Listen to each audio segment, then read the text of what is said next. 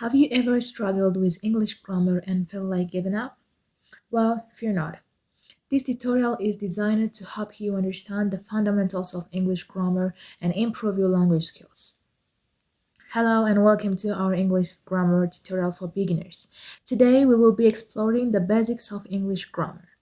Learning a new language can be challenging, but with determination and practice, you can become proficient in English. Let's get started. In English, there is a term called grammar. Grammar is a set of rules for speaking and writing the English language. All words in English can be classified in one of the 8 parts of speech. When we say parts of speech, we are talking about classifying words into each of the 8 parts of speech based on their grammatical functions. Namely, they are nouns, pronouns, verbs, adjectives, adverbs, prepositions, conjunctions, and interjections. In today's lesson, we are going to learn only 5 of them, which are nouns, verbs, adjectives, pronouns, and prepositions. Let's start with nouns. A noun is a word that names a person, animal, place, thing, substance, quality, or idea. For example, dog, house, love, and teacher all are nouns. For example, dog names an animal, house names a place, love names an idea, and teacher names a person. Nouns can be singular or plural. Singular nouns refer to one person, one place, one thing, one idea, one substance, one quality, or something like that. While plural nouns refer to more than one. For example, dog is a singular noun, while dogs is a plural noun. Let's do some exercise. Here we are asked to identify the nouns in the sentence. The first one says, the cat sat on the mat. Which words are the noun in this sentence? Cat. Did you say cat? Yeah. Cat is a noun because it names an animal. What about the next? Mat. Because mat is a thing and mat names the thing. So it's a noun. The second one. The children played in the park. What do you think is the noun here? We have 2 nouns. The first one is children. Children is a plural noun. The singular form is child and children is plural. So it names a person. It names persons. The second one is park, which names a place. So we have 2 nouns in this sentence. The third one is I love to read books. In this sentence, we have only 1 noun. Which one? Books. It's a name. It's a noun which names a thing. Okay, let's proceed to the next one, which is verb. A verb is a word that expresses an action or state of being. For example, run, jump, eat, and is all are verbs. Verbs can be in the present tense, in the past tense, or in the future tense. When we say in the present tense, which we are talking about actions or things which are happening now. And when we say in the past tense, we are talking about actions which are already happened. And when we say in the future tense, we are talking about actions which will be or which is going to happen in the future. For example, I ran, and I will run all are different tenses of the verb run. Meaning, I run means in the present tense, and I run means in the past tense, and I will run means in the future tense. Let's do an exercise. In this exercise, we are asked to identify the verbs in the sentence. The first one says, she sings beautifully. Which one do you think is the verb? You said sings, right? That's right.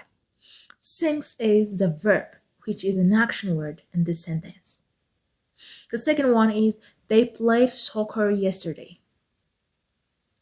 Which one do you think is the verb? Played. That's right. The third one, we will go to the beach next weekend. In this sentence, the verb is will go. Will is the modal verb and go is the main verb. We'll discuss about these additional grammar tips in the next video or in the other videos coming up. So we finished the verb part here. Let's proceed to the adjective. An adjective is a word that describes or modifies a noun or pronoun. We will discuss about pronoun later on. Let me give you an example. Red, happy, big, and small, these all are adjectives. Adjectives can come before or after the noun they describe. For example, the red car and the car is red both use the adjective red. So it's possible to use adjective both before and after the noun. Let's do an exercise by identifying the adjectives in the sentence. The first one says, the tall man wore a blue shirt. In this sentence, the noun man is described or modified by the word tall, which is an adjective. And also, the shirt is described by the word blue, which is a color. So both tall and blue are adjectives. Let's proceed to the next one. She ate a delicious pizza. In this sentence, the noun pizza is described by the word delicious, which means tasty. The third one says, the cute puppy wagged its tail. Puppy is a young dog, and wagged means to swing a tail, especially animal tail, to swing animal tail like from one side to another side. So the sentence says, the cute puppy wagged its tail. Here, the noun or the animal puppy is modified or described by the word cute. Okay, let's proceed to the next one, which is pronoun. A pronoun is a word that takes the place of a noun or that can replace a noun. For example, instead of saying John went to the store, you can say he went to the store, meaning you can use the pronoun he to replace John. Pronouns can be personal, possessive, or demonstrative. When we say personal, it refers to people, like he or she. And when we say possessive pronoun, we are talking about showing our ownership, like her or you. And also when we say demonstrative, we are talking about pointing something, like that, this. Let's do an exercise by identifying the pronouns in the sentence. The first one says, she gave him a gift. In this sentence, we have two personal pronouns. The first one is she and the second one is him. She is in subject place and him is in the object place. Both refers to people. In the second sentence, we have one. The sentence says what? Their car is parked outside. In this sentence, we have only one personal pronoun, which is their, which is a plural personal pronoun. The third one says, this is my favorite book. In this sentence, we have two pronouns.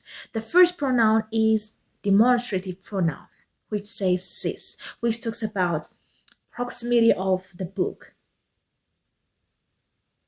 The second one is my, which talks about possessive or owning something.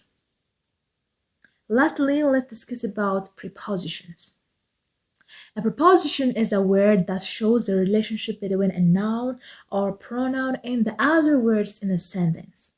For example, in, on, at, and with all are prepositions. Prepositions can indicate location, time, or direction. For example, he is at work. In this case, at indicates the location of him. The second one says, let's meet at 6 o'clock. In this sentence, at indicates the time of the meeting. The third one says, she threw the ball at me. In this sentence, at indicates the direction of the ball. Let's do the last exercise, which is identifying the preposition in the sentence. The first one says, the cat is under the table. In this sentence, under means beneath or below the table or underneath the table. The second one says, I will meet you at the park. In this sentence, at is the preposition, which means in a particular place or very near a particular place. The third one says, she walked with her friends to the store. In this sentence, we have two prepositions. The first one is with, which means together with someone or with others. So in this sentence, she walked with her friends, meaning together with her friends. The second preposition is to, which means in the direction of something. In this specific example, to the direction of the store or in the direction of the store. Okay, congratulations! You have completed this English grammar tutorial for beginners. We hope that you have gained a better understanding of basics of English grammar. Remember to practice these concepts regularly to improve your language skill, your English language skills. Don't stop here, keep practicing and learning English grammar. Subscribe to our channel for more tutorials and exercises to help you become proficient in English. Thank you for watching, and we will see you in the next tutorial.